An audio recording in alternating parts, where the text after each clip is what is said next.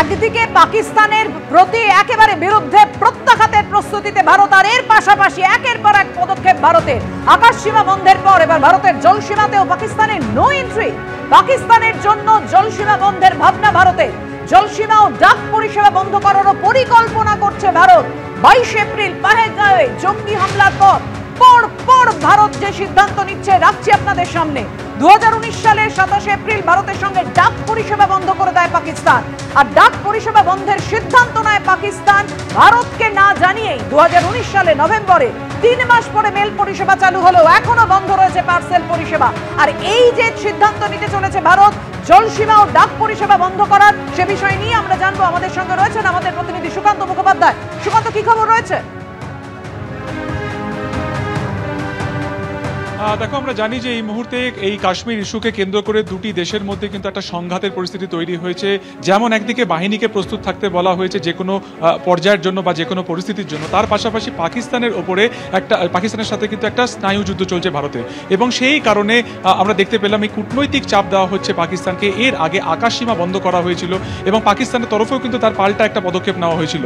অন্যদিকে যেটা আমরা এখনো পর্যন্ত জানতে পারছি যে সিদ্ধান্ত এখনো মন্ত্রিসভা থেকে বা ভারত সরকারের তরফে নেওয়া হয়নি, তবে একটা সম্ভাবনা যেটা উঠে আসছে যে জলসীমাও কার্যত কিন্তু বন্ধ করে দেওয়া হবে পাকিস্তানের জন্য।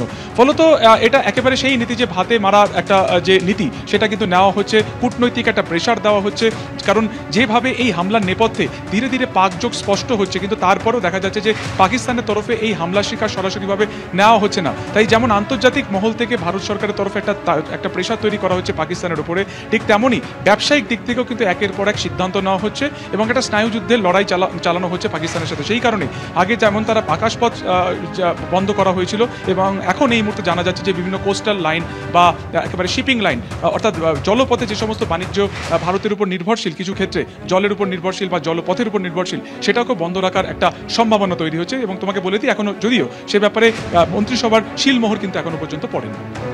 একদমই সুকান্ত, তুমি আমাদের সঙ্গে থাকো। যে কথা তুমি বলছিলে যে একদিকে যেমন কূটনৈতিকভাবে যে ডিসিশনগুলো, যে পদক্ষেপগুলো নিচ্ছে ভারত, আর অন্যদিকে তদন্ত চলছে, সেনাদের প্রস্তুতি চলছে, সব দিক থেকে প্রস্তুতি সম্পন্ন। যে কোনো মুহূর্তে হামলা করতে পারে ভারত, প্রত্যাঘাত নিতে পারে ভারত। আর ইতিমধ্যেই আপনাদের জানিয়ে রাখি, যে তদন্তের কথা বলছিলাম, যে জঙ্গি হামলায় তদন্তভার হাতে নেওয়ার পরই এনআইএ ডিজি সদানন্দ দাতে ইতিমধ্যেই পহেলগাঁওয়ে তিনি পৌঁছে গেছেন। জম্মু কাশ্মীরে পুলিশের হাতের থেকে দায়িত্বভার নিয়ে পহেলগাঁও কাণ্ডে এফআইআর দায়ের করলো এনআইএ। হামলায় সাহায্য 14 জন স্থানীয় বাসিন্দার তালিকা তৈরি করেছে এনআইএ। পাক জঙ্গিদের লজিস্টিক ও গ্রাউন্ড লেভেলে সাপোর্ট দেয় এই 14 জন স্থানীয়। এনআই সূত্রে এমনই খবর, হিজবুল মুজাহিদিন, লস্কর এ তৈবা ও জৈশ-ই মোহাম্মদ জঙ্গি সংগঠনের সঙ্গে যুক্ত 14 জন স্থানীয়। এনআই সূত্রে এমনই খবর পাওয়া যাচ্ছে।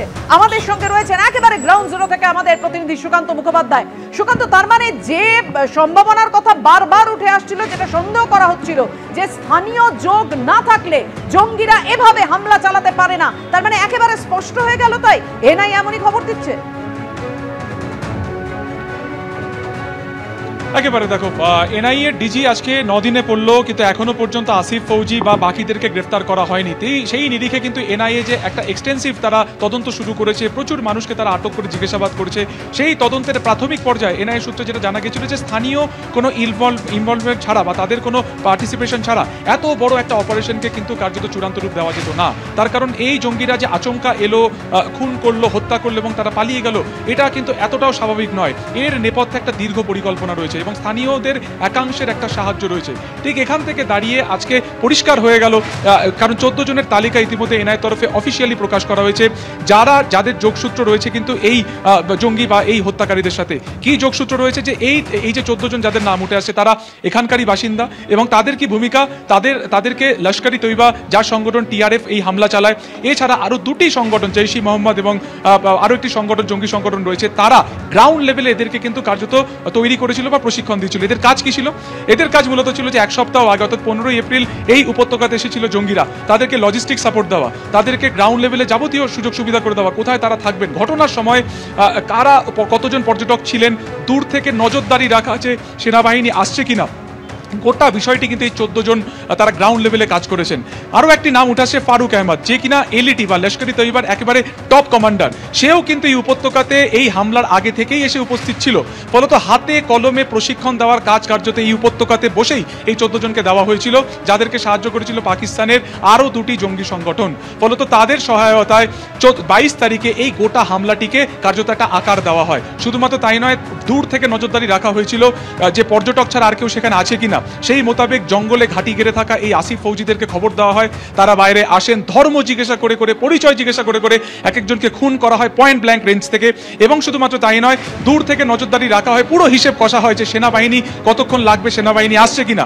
সেই মোতাবেক কিন্তু তাদেরকে সেই ইনফরমেশন পাস করা হয়। তারপর তারা সেখান থেকে শান্তভাবে পালিয়ে যায় এবং পালিয়ে যাওয়ার পর তুমি দেখতে পাচ্ছ আজকে 9 দিন পেরিয়ে গেল, পুরো ঘাঁটি জুড়ে এই মুহূর্তে তল্লাশি চলছে, কিন্তু এই আসিফ ফৌজি সহ বাকিদেরকে কিন্তু গ্রেফতার করা যায়নি। ফলত কতটা হিসেব করে, কতটা একেবারে ক্যালকুলেশন করে এই গোটা বিষয়টি করা হয়েছে সেটা কিন্তু স্বাভাবিকভাবে অনুমেয়। ফলত এই 14 জন যারা আছে তাদের সম্পর্কে এক্সটেন্সিভ বলা যেতে পারে ইনভেস্টিগেশনের অর্ডার দেওয়া হয়েছে এবং এই 14 জন কারা, তাদের কি ব্যাকগ্রাউন্ড রয়েছে পুরো চেক করার কিন্তু নির্দেশ ডিজিএনআইএ দিয়ে গেছে।